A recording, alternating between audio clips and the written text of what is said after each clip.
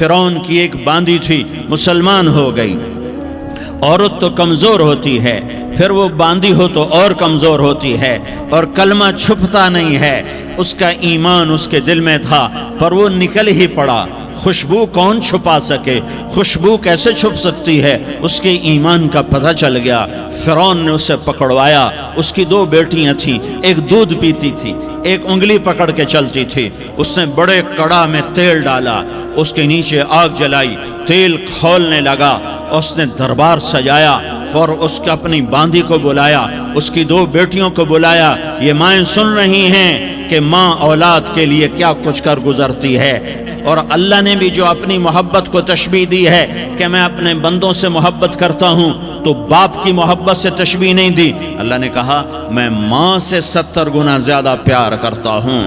اس نے کہا فرعون نے کہا اگر تو موسیٰ کے رب پہ ایمان لائی تو تیری دونوں بیٹیوں کو جلا دوں گا اس تیل کے اندر، اور تجھے بھی جلا دوں گا اس تیل کے اندر۔ ہاں لوگ سمجھتے ہیں موت بہت بڑی سزا ہے۔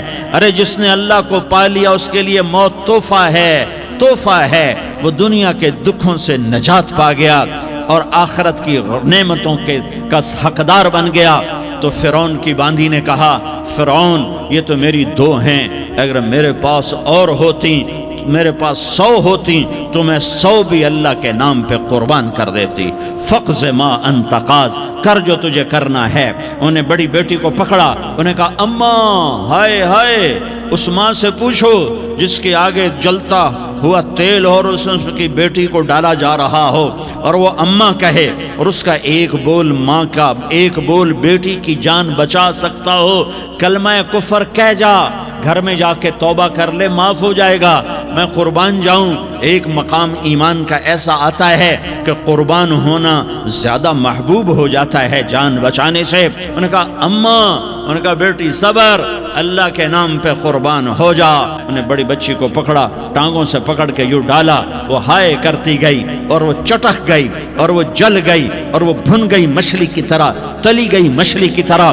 ماں ہے، اس کا کلیجہ پھٹ گیا، لیکن آنکھوں سے آنسو کا ایک قطرہ نہیں نکلا۔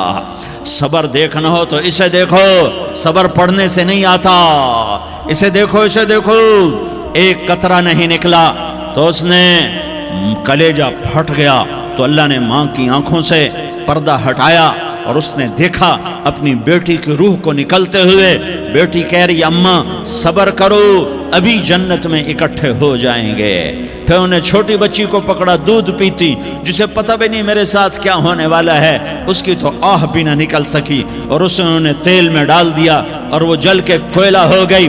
ماں کی آنکھوں سے پردہ ہٹایا، اللہ نے ماں نے بچی کی روح کو نکلتے دیکھا کہ اماں صبر، ابھی اکٹھے ہو جائیں گے۔ پھر جب اس کو پکڑنے لگے تو اس نے کہا فرعون میری ایک خواہش پوری کرو گے؟ کیا؟ کہ جب مجھے بھی جلا دو تو مجھے اور میری بیٹی کی ہڈیاں باہر نہ پھینکنا، ہمیں کٹھے کہیں دفن کر دینا، کٹھے کہیں دبا دینا۔ فرعون نے کہا ہاں تمہاری یہ خواہش پوری کر دی جائے گی۔